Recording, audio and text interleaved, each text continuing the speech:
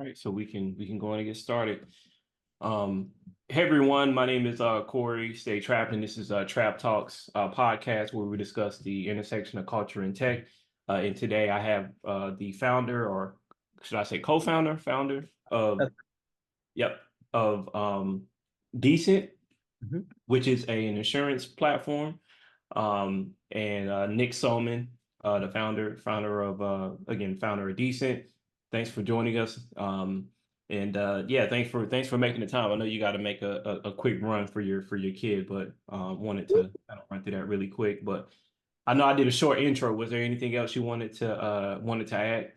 No, that's it. You and I met several years ago, and I just sort of been tracking you. I'm always interested in what you're up to, and it's cool to reconnect. Yeah, yeah, likewise, yeah. Yeah, we first connected in the Bay after I left. I was working at a blockchain company, and at the time, I think you were actually leveraging blockchain, correct? Are you still leveraging blockchain? It's still part of the plan, but what we figured out was that getting people to buy a new health plan they hadn't heard of is the hardest thing I have to do. We built something really good, but creating that trust with people is the hardest thing to do. And there are a lot of people out there that go, "Hey, maybe I don't even like my UnitedHealthcare plan. Or maybe I hate my Blue Cross Blue Shield plan, but at least they're known entities." And so what I realized is in getting people to switch to a new health plan, the minute I try to say also I have to explain what an ERC20 token does, it's over, man. Like nobody wants to hear that. And so down the line, I think there'll be better on ramps and off ramps from crypto. But until that happens, we're happy to run a health plan and do it the old fashioned way.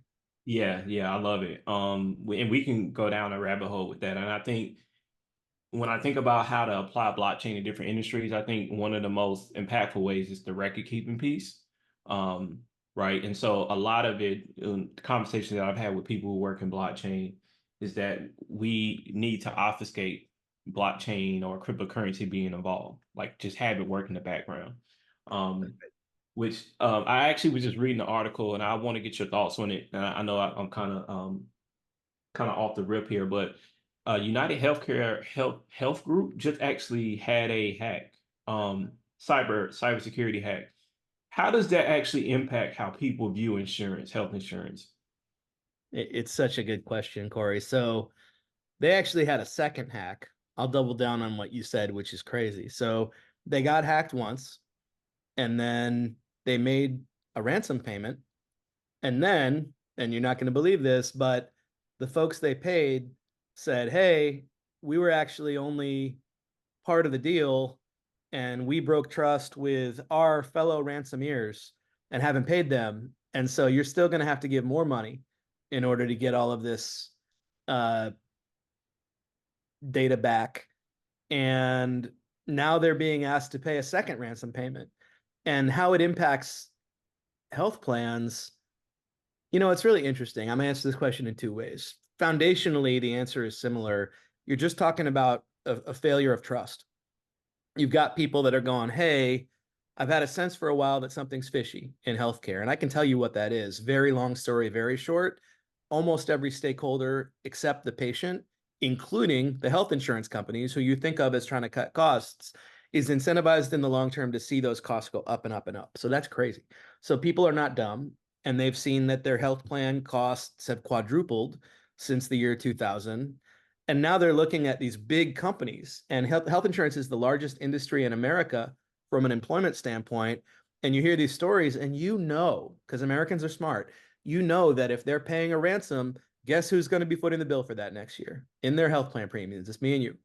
And so, on the one hand, it's just more distrust of an already distrusted industry. On the other hand, I think we look at stuff like that at Decent, and on some level, we're just a lot closer to the inner workings. And so we just know that other people in this country are seeing what we see closely already. And we have an opportunity to build something that's different and to really stand out. And that's part of my job. Yeah, yeah. Yeah, I was just reading it on LinkedIn. I was like, wow. And I saw they had two costs. It said 1.2, and I think the other one was 1.8. I was like, wow. So You know what? And it's all precedent, right? Because there's going to be more cyber attacks. They're going to be attacking anybody that looks like they might be, I don't want to say easy mark, but that's kind of what I'm thinking. Like, I suspect you'll see more of this in the coming months. Yeah, and I've noticed like you start seeing more scams like this when the market is going down. Yeah, Well, it's been going up lately, but the past, this past month it's been going down. But when people are losing jobs, right? They're going to turn any means to survive. So that's right. That's yeah, right. yeah. Um, And what if don't quote me on this, but I mean, if there was one organization that people could take money from and the general reaction of the public would be like Robin Hood was in town, they might have picked a good one. There's not a whole lot of empathy. There's some really good people that work at even these big conglomerate organizations. I would say that the system they've created is the problem, not all the people that work for them, but there's mm, not a lot of empathy waiting for those companies from the average American because they've watched how the rising cost of healthcare have really bled the American dream. yeah, yeah. Um, and the thing I notice about these cyber attacks too, a lot of times they're not necessarily cyber in nature. They're more social engineering, right? So when you look at MGM, I don't know much about what happened with the United Health Group, but it seems like more of them are more social engineering where they fake like they're the admin and then they get access to the entire system. I So think that's right. And I'm just speculating because I don't know any more than you do on this bit, but I could imagine that if I was hacked, I would be less embarrassed to call it a cyber attack than, oh yeah, I just got fooled by some guy that called me on the phone and said he was somebody he wasn't. Like yeah, that makes you feel like a fool. And I think, cyber attacks, like we've never even really sat down and defined that. But I suspect you're probably right. right, right. Um, so you run a tech company. How do you protect yourself from these cyber attacks and then also the social engineering attacks? Because You I think know, those are two different things, right? When I think of cyber yeah. attack, I'm thinking breaking firewalls, right, or stuff like that. Social meaning you coerce someone to give you information that you shouldn't have gotten, right? So Yeah, it's a good question. I think the answers are different too. So I work with a technologist who I've worked with in the last two companies I started. My wife calls him my work husband.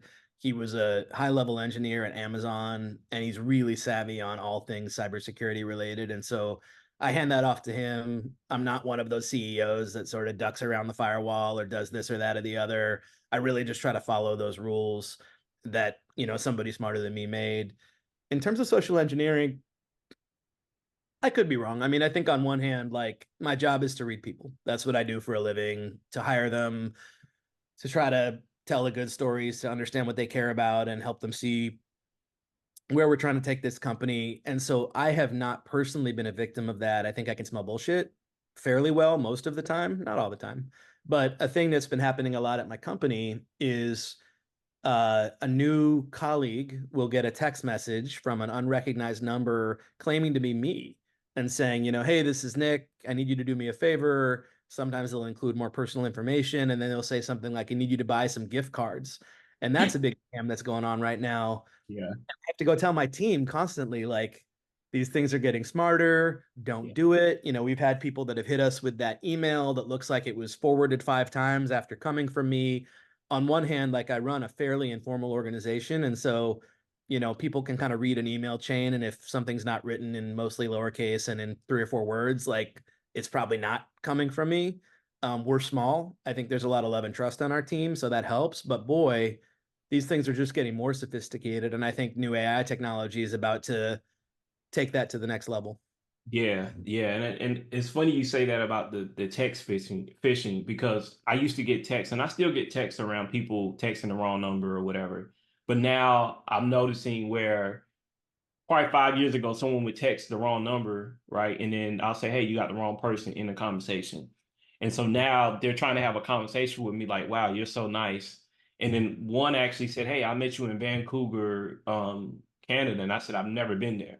And then they sent me a picture and I just blocked them. I'm like, wow, these things are getting really sophisticated. And it's like they are playing on people's weaknesses as well. Because it was a very attractive like picture of a woman, but I can tell it was like doctored up or Oh whatever. yeah.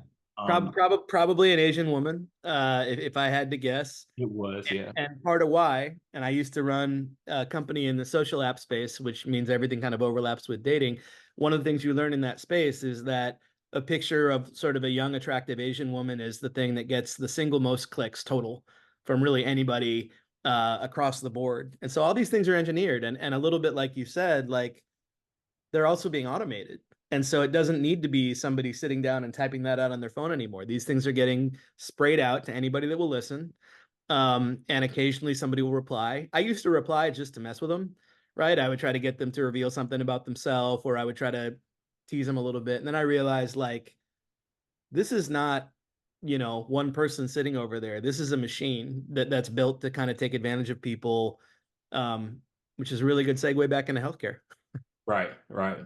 Yeah. And before we talk about what Decent does, I want to talk about your story or what inspires you to create Decent, that accident that changed your life. So you can go in depth about what happened and how that opened your eyes up to the opportunities to improve the healthcare system. Yeah, I'd love to talk about that. So before any of this, I was the child of two primary care doctors.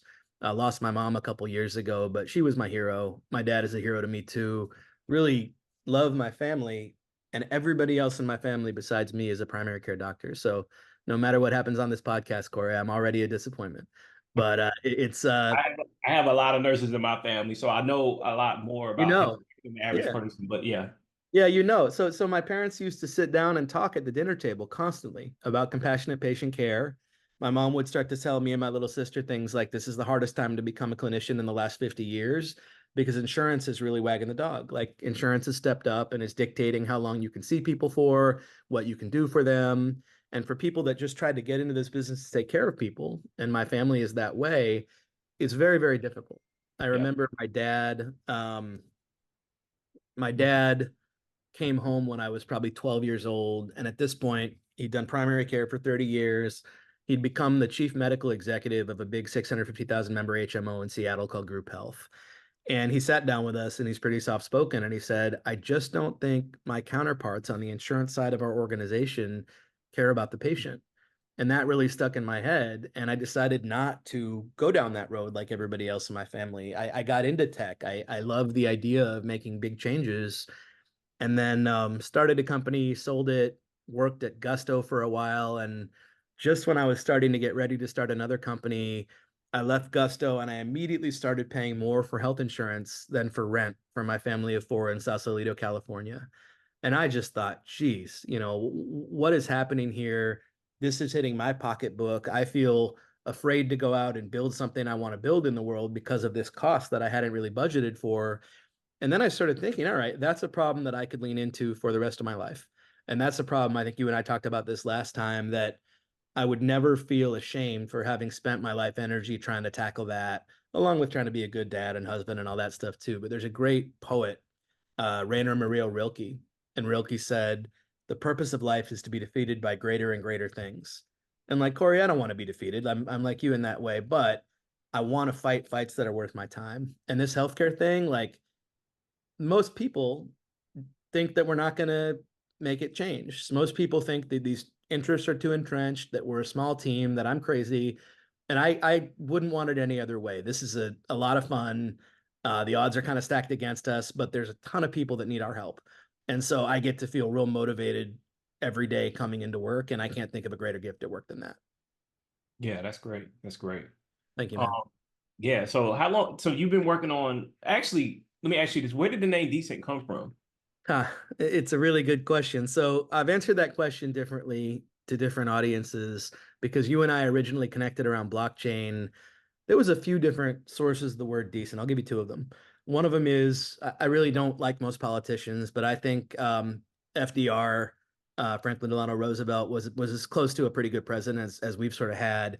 He gave a big speech called the New Deal that was really sort of renegotiating what the middle class in America should expect. That one's pretty well known. He gave a less known speech because the sequels are never as good, called the Second New Deal. And in the Second New Deal, he talked about how being in America should mean that you have access to decent job, should mean you have access to decent education, mean you have access to decent healthcare. And something clicked for me, and I was like, oh, like decent. That's what we're after here. It's not very good. Or, sometimes I'll talk to a broker in Texas and I'll say, you should call this good because it's good, but it's decency in kind of the human sense. And then you layer on the blockchain element of this because I remain interested in trying to decentralize this over time, really ultimately just as a way to get more of the value back to the stakeholders that are part of the plan. And it was nice that it's, a short way to say decentralized, but I would say that's the secondary consideration. Got it. Got it. So if I'm hearing you right, you are basically the look to help baby boomers because I think baby boomers know who FDR is. People who are younger may not. Remember when we had presidents that didn't drive everybody crazy? He was one of those. Yeah. Yeah. And he's It- basically he created Social Security, right? If that's I'm correct. not mistaken. Yep. That's He correct. did a lot of other things, but Social Security is the main thing I remember. Yeah, Um, that was part of the New Deal because what he realized, and I think we're back to this place now, and I have no political ambitions at all. I'd like to get, rich and be powerful, but I don't want political power. That looks horrible. But he realized that middle class and lower class folks in this country are just getting a raw deal. And Social Security was born out of that recognition. A lot of the policy changes he made were born out of the recognition. I absolutely agree with him. I mean, people are kind of shocked when I say this, but I wish our country would get its act together and pass something like single payer and then run it efficiently. And I've realized there's a big difference between people that say, I'm anti large government because I don't think that you should help your fellow person. That's a pretty small community. Or I'm anti big government because I don't think that they can run everything efficiently and they just seem to make costs go up. And to be honest with you, I'm a little bit more sympathetic to that point of view than I was 6 years ago. It has to be run efficiently, but the bottom line, like, we aren't seeing the political momentum towards something that would drastically reduce the cost of healthcare in this country politically, and so we'll try to build it ourselves. mm. Do you think that when I mentioned Social Security, so I love asking people this. Do you think Social Security will be here to take care of you and your family? Well, you and your wife 30 years from now, 40 years from now. Man, it'll be here, but the dollars and cents may be a lot smaller. It's hard to predict that far in the future, but it feels to me like in every way our social safety nets are slipping away. I'll tell you this as a not particularly religious person, and the only reason for that is because my dad is Jewish, my mom was Catholic, and both of their parents got mad at them for marrying out of faith. So with religion, they actually came to me, and my sister, and they said verbatim, we actually think religion is mostly good, but it's sort of been messy for us. So you'll have to figure that one out on your own. But what I'm seeing is I'm seeing that a lot of people that grew up in the church are not seeing that option available anymore. A lot of the things that we used to be able to feel like we could count on to build community with each other are not available anymore. People don't trust the police. People don't trust healthcare. People don't trust teachers. There's a whole, and look, some of that trust was not warranted. I'm going to say that part. But it feels to me like there are less things holding us together as a country than there used to be. And it again is just a really bad deal to be in this country with uh, a relative lack of social services versus what you might do elsewhere. And this belief that I find kind of toxic, and it's a byproduct of capitalism, that if it is possible to use your good wits and good ideas to get wealthy, which is true, then that must mean that everybody who is wealthy, is smart and has great ideas, which is absolutely not true. I have a little class rage built up in me because my dad went to a really poor public high school in LA, and I Mm, often am around people that I'm like, man, what did they say about W? They said he was born on third base and they thought he hit a triple. All right, he thought he hit a triple. Like, mm, you still kind of have to earn it. But when I right. look at our society, one of the opportunities that I think I have to try to make a good positive impact is to make it so that at least healthcare is something people don't have to think about and worry about as much. That's the Yeah. goal. Yeah. Yeah. Um, you're very passionate about decent, and the conversation we had 2 weeks ago or a week ago, you talked about how that put your marriage in a bad place, right? Yeah. How are you able to juggle, following the vision of your company, being that visionary, and actually, you had your partner, you said, stepped out on you and moved on. Like, how do you juggle actually leading decent, but then also not leaving your wife and your kids behind? It's such a good question. Very badly at first, it turned out, and then I was able to get it turned around. So Anna and I are back to good, and the kids are doing good. What I would say is this, like, I think it takes a lot of singular focus that can verge on selfishness if you're not careful to build something new in the world. And I think out of insecurity, just told myself, well, I know I'm not a genius, and I know that I'm not, so special compared to some other people that I've been around. And so my trick is going to be I'm going to work harder. The problem is, Corey, that's everybody else's trick too. Like the people that are out there trying to make it happen, like you do have people out there that are just operating on a different level. I'm not one of those. But I just thought I was going to work my way to it.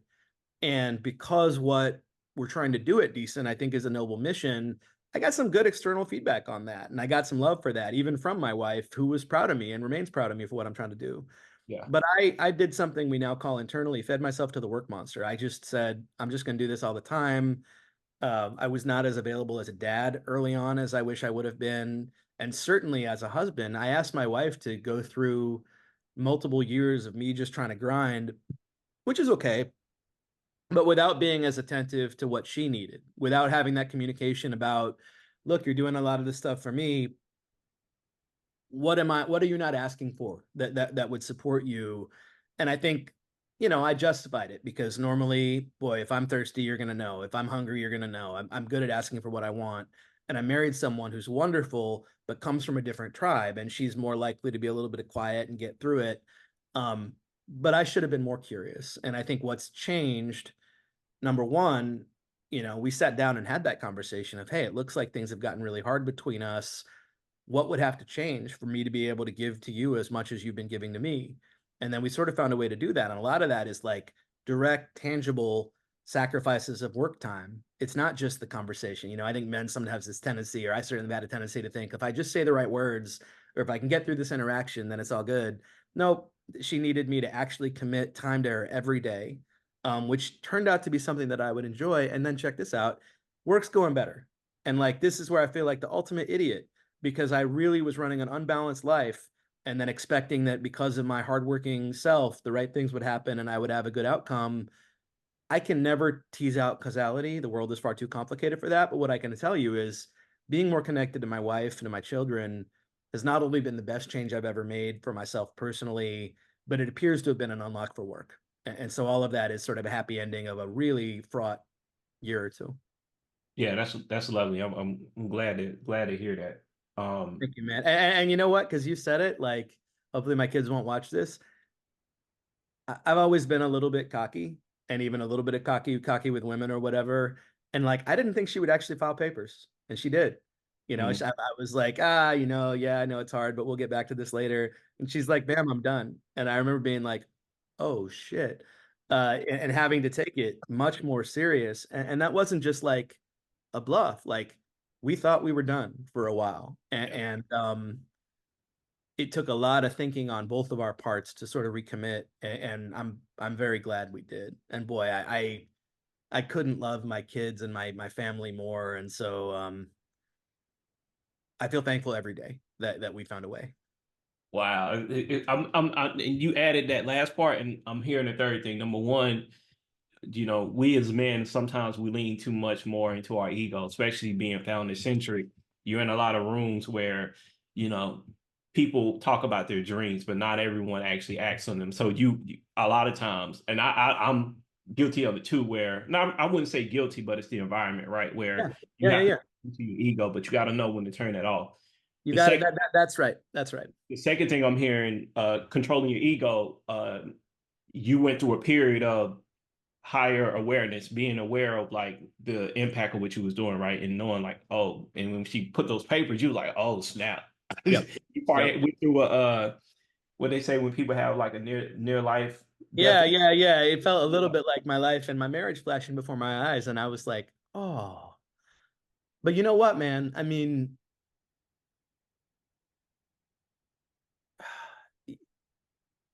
I don't know if decent's going to work. Like I think it is, but I don't know. But I know for damn sure it's not going to be consoling me when I'm hopefully in my, 90s or older and dying on a deathbed. It's not going to be remembering me fondly. That's about family. And I was lucky to grow up in a family that sort of got that. I lost my way for a little bit. I think I fell in love with this founder lifestyle and this, oh, we're going to change the world and do it for the better, but nobody wants to be a work obsessed, unbalanced, unhealthy, discombobulated founder weirdo. And that was definitely the track that I kind of was on. I'm so thankful to be able to look my wife in the eyes and realize we decided to get through it together. But man, it's just constant work. Like, when people say love is a verb, and there's this idea, oh, well, do you love them or do you not love them? Like it's just this state. You're either in it or you're not in it. Love as a verb means you have to keep showing up. And, Yeah. and, and it's a lot of work. And it's, I could bullshit you and say, oh, and since then it's just been gravy. No, no, no, no. The point is that it's never gravy, but you got to keep showing up and doing it. And I've seen more and more of a soft, beautiful, wonderful side of Anna come out, which was the woman I originally fell in love with in the last year than I'd probably seen in a few years before. And a lot of that has to do with us renegotiating our contract with each other. Oh wow, wow. And when you say that love is a verb, I came to that epiphany about happiness that it's a verb. And so I have like, I guess I can kind of call it like a happiness routine with my affirmations, working out, gratitude journal. So I love hearing that you said like, yeah, love is a verb because, I'm engaged to get married and there's times where she may not like being around me and I may not like being around her, but we know that we're good for each other. So there's certain things we don't say and we don't do out of love for each other because we know if we do this or we say that, then it's almost like a done deal, right? So I Yep. like I Yep. like the fact that you said that. And there's one more question I have before you go. Well, really two, but one. The first one is how did you get over your insecurity? Because I think that's also very important too. Because what I found is that if you have the recurring issue with a person or people around you, and you mentioned the insecurity, right? At Yeah. the end of the day, you have to do work on yourself. So how did you Yep. get over your insecurity? Well, I'm pretty smart. I'm not a genius, but I'm smart enough to realize when I'm using something and it's not working for me. And that insecurity was just causing me to work harder. I got to a period where I was falling asleep on my desk, and I could look at the company and we were not doing what I wanted us to do. And so to some extent, it was like this transfer of energy is clearly lossy, is what they'd say in engineering. Like, I am trying to take all of this life energy and put it into this thing and make that thing go. But the first thing I just had to recognize was looking reality in the face. It was not working. Yeah, Like, not that the business wasn't working, but I wasn't getting the output that I wanted. yeah, And that allowed me to kind of be open to, all right, well, what might I try that's a little bit different? But I think the other thing, man, like, I've been doing this for 6 years. At this point, I know what I think we can become. It's my job to sort of make that true as much as possible. But I've been through the phase where everybody thought it was stupid. I've been through the phase where everybody thought it was great. At some point, you just kind of keep going. I was talking to Anna about this. People have this idea of a hardened founder and they just, you know, walk through the water and don't get wet, or they march forward and don't even notice the slings and arrows. It could be a little bit like that, but sometimes it also feels like, to use a phrase from the startup world, like it's a zombie movie and you're the zombie. Like you're just marching. Like I see this mission that I want to get to in the distance, and it's like, boom, regulatory issue. Okay, boom, partner issue. And and I guess that insecurity kind of melts away when you take enough hits that it's like, I'm still here. yeah. You remember it a little bit like, that's it. I'm still here. So what is there to say? I'm gonna keep going. Hmm. Last question. 10 years from now, right? Our system, the US healthcare system is better, the insurance healthcare system is better. What does that look like for Decent? And how do you see Decent making the healthcare system better and more affordable, more accessible to Yeah. the Yeah. an American? I want you to have a primary care doctor who you deeply trust, Corey, who you've gotten to know over the course of the last, if it's 10 years from now, 9 years. I'll give you a year to get on our plan. And I want you to build that trust with them. And I want you and your family to never feel alone in the healthcare world again. This is somebody that you've been matched with, but if it didn't work out the first time, we find somebody else for you so you can really feel connected. You never feel like you're without advice. You never feel like you're without guidance. You've built trust with them. They know you, you know them. And every time you talk to them and listen to them, all of your care is free. That's what the decent plan does. That's what we are. And we can save people a ton of money for a bunch of reasons if it works that way, so long as we're finding those right doctors who can help steer care to where it needs to go. I think that's drastically different from what you have now. And our team can do a lot of the heavy lifting. So once you and your doctor have figured out that you need to get an MRI, as an example, I'm going to book that appointment for you. You know, if you want, I'm going to have the Uber show up at your house and take you to the appointment. And we're going to celebrate that you are working with your doctor and might send you a dividend check in the mail if I can get crypto back into it the right way. But like, here's the thing that people don't know. There's so much money that is being wasted right now. And if all we did was we stopped wasting half of that money and passed it back through the form of lower prices and then rewarding people who listen to their doctor, we could build something that is sustainable, that is much, much better for every single person in this country. Now, from that perspective, I'm gonna be cocky again. Whether we get through government, whether we get through private sector, a big company, a little company, an individual plan, these are form factors. These are just form factors for an idea, which is that the most important relationship in healthcare is between you and your doctor. And as long as Decent shows up and is supporting that relationship in all the ways we can, we're going to figure it out. And so I encourage you to hold me accountable and ask me in 10, but that's the direction we're headed. Cool. Love it. Love it. All right, Thanks, I know Sean. you gotta go pick up your son. But yeah, Nick, thanks for joining us. Again, this is Nick Soman, founder of Decent. I'm Corey, Fake Trapping, Trap Talks, where we discuss the culture intersection of culture and tech. And this has been fun. We definitely gotta do it again. Yeah, appreciate you, man. You're a friend. Let's do it again soon. Yeah, no problem. All right. Bye, Corey. Bye bye.